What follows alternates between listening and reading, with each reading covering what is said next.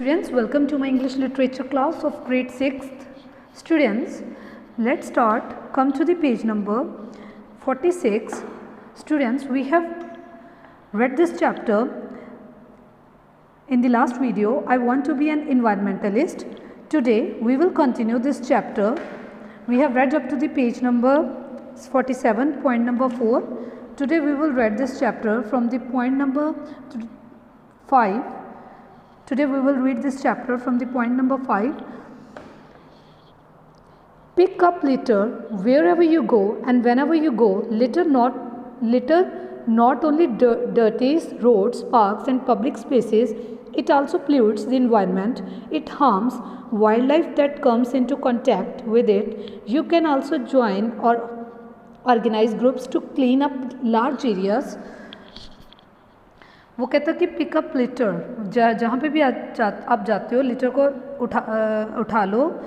Litre जो है वो ये नहीं है कि रोड्स, पार्क्स और पब्लिक प्लेसेस को ही गंदा करती है, वो इन्वायरमेंट को भी पोल्यूट करती है और वो बहुत हार्मफुल है वाइल्ड लाइफ एनिमल्स के लिए जो उनके कांटेक्ट में आते हैं. तो ऐसा ग्रुप ज्वाइन करो जो इसको क्लीन करने में इन्वॉल्व है, जो इसको ऐसे ग्रुप को ज्वाइन करो उस एरिया में जो इसको क्लीन करने में इन्वॉल्व है लिटर को. सो स्टूडेंट्स, जो हमारे घर के आसपास जो भी सराउंडिंग्स होती है, अगर वहाँ पे कुछ भी गंदा आपको दिख रहा है तो उसको हमें हटाना चाहिए. हमें ऐसा ग्रुप प्रिपेयर करना चाहिए जिससे मिलके हम उस गंदगी को वहाँ से उठा दें, उसको वाइप कर दें, ताकि जो इन्वायरमेंट है वो पोल्यूटेड ना होए और जो रोड्स और पार्क्स है, पब्लिक प्लेसेस है, वो भी गंदी ना दिखाई दें. Come to the point number 4, go outside. पहला पॉइंट क्या था? Clean up litter. 6th point क्या है? Go outside. Visit places like wildlife sanctuaries, nature preserves and parks. ऐसे प्लेसेस में विज़िट करो जहाँ पे वाइल्ड लाइफ सेंचुरीज़ है, नेचर रिजर्व्स हैं, पार्क्स हैं. Support them their efforts, volunteer, enjoy the natural beauty of the places, absorb animals and their behavior and encourage others to do the same. Communicate to people why these protected places are important. तो हमें ऐसी places को visit करना है जहाँ पे wildlife sanctuaries है, nature preserves है, पार्क्स हैं. हमें सपोर्ट करना चाहिए एफर्ट्स को, वॉलंटियर होना चाहिए, ऑफर करना चाहिए, कुछ इंजॉय करनी चाहिए वो जो नेचुरल ब्यूटी है उन प्लेसेस की. हमें एनिमल्स को ऑब्जॉर्व करना चाहिए, उनके बिहेवियर को हमें उनको इनकरेज करना चाहिए. हमें लोगों को कम्युनिकेट करना चाहिए कि ये जो इन्हें हमें इनको प्रोटेक्ट करना, इट्स मोस्ट इम्पॉर्टेंट. स्टूडेंट्स, जो वाइल्ड लाइफ सेंचुरीज़ है, नेचर पार्क्स हैं, ये सारा कुछ हमें प्रोटेक्ट करना हमारी रिस्पॉन्सिबिलिटी है. इनको हमें प्रोटेक्ट करना चाहिए. इससे भी जो इन्वायरमेंट है वो इको फ्रेंडली रहता है. उसको रखने के लिए हमें इनको प्रोटेक्ट करना चाहिए. Go native. Plants are better adapted to the area to where they belong and need minimum caring, thus helping in saving time and money.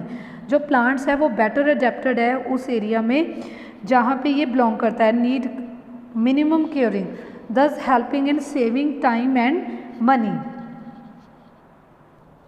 हमें प्लांट्स को अडेप्ट करना चाहिए, अपने एरिया में लगाने चाहिए. ये हमारे टाइम और मनी को भी सेव करते हैं. They for less water,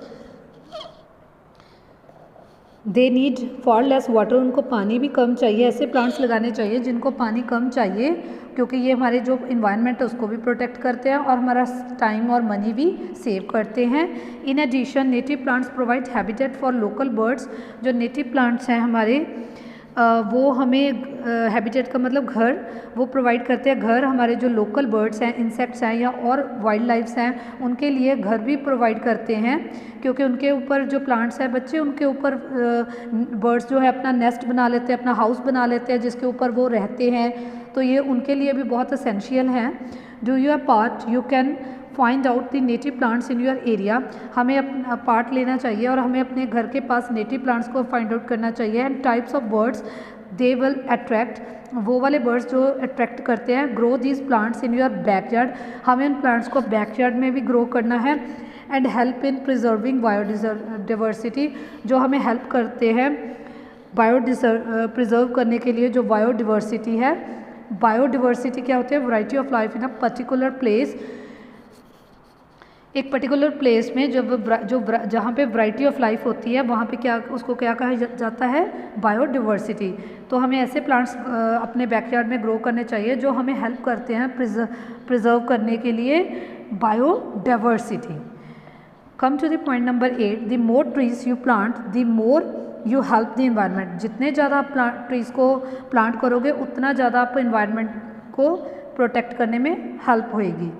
trees absorb harmful carbon dioxide CO2, prevent there emission and decrease global warming. जो ट्रीज़ होते हैं जितने ज़्यादा हम उनको ग्रो करेंगे, चाहे वो हमारे घर के पास है चाहे हमारे घर के बैकयार्ड में है, जितने ज़्यादा हम ग्रीनरी लगाएंगे, प्लांट्स को ग्रो करेंगे, नेचर को इंक्रीज़ करेंगे, इन्हांस करेंगे, तो उतनी ज़्यादा जो हमारे ग्लोबल वार्मिंग है, जो हमारा एटमॉस्फेयर है वो स्टेबल होएगा और हमें प्रिवेंट करेगा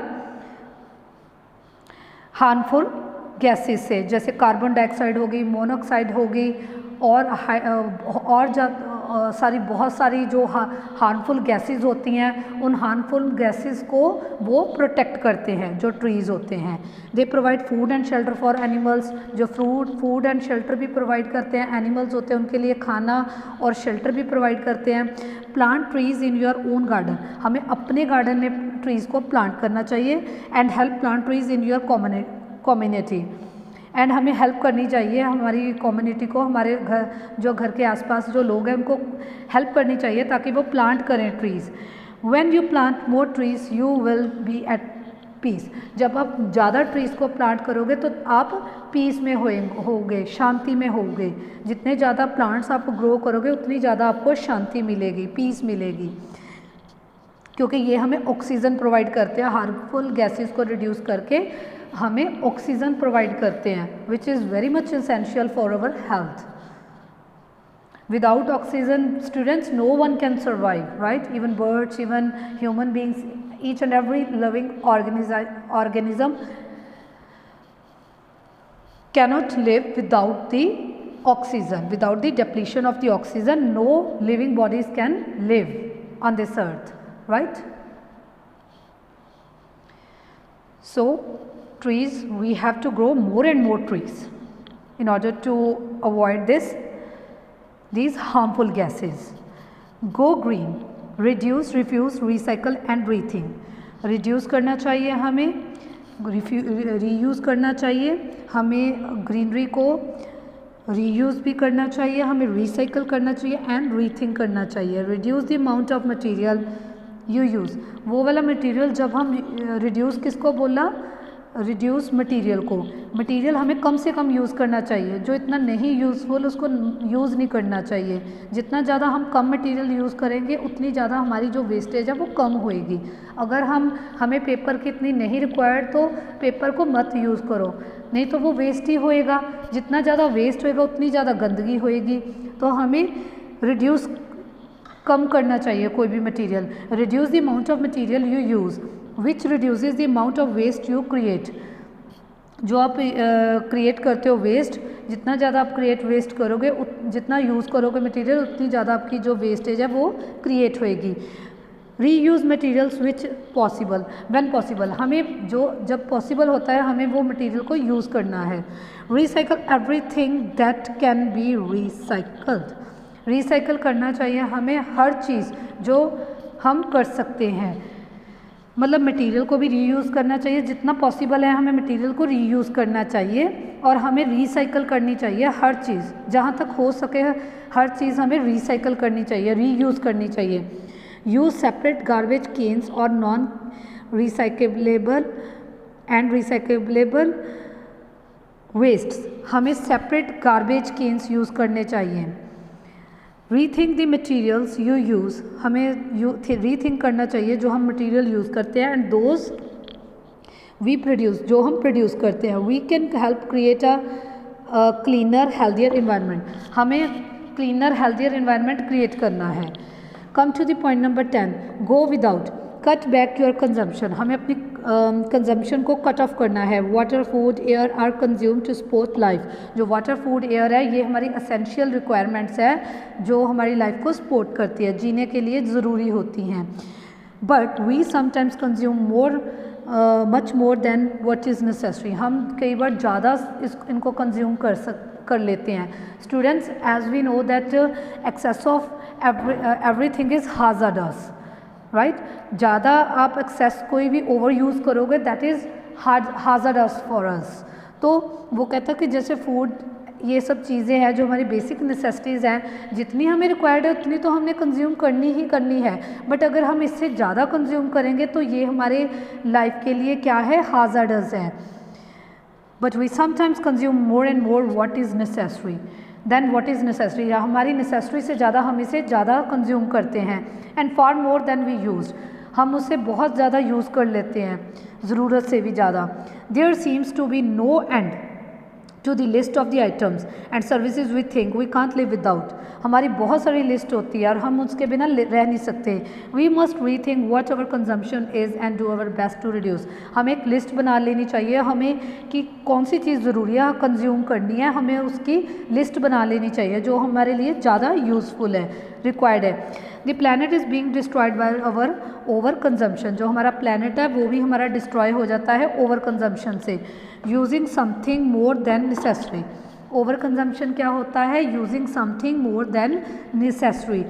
वो जो हमारा प्लानट है जब हम ओवर यूज़ करते हैं, ज़्यादा यूजेज कर देते हैं, नेसेसरी से ज़्यादा हम यूज़ कर देते हैं, जो हमारा एनवायरनमेंट है वो भी डिस्ट्रॉय हो जाता है, प्लानट हमारा डिस्ट्रॉय हो जाता है बाय आवर over consumption.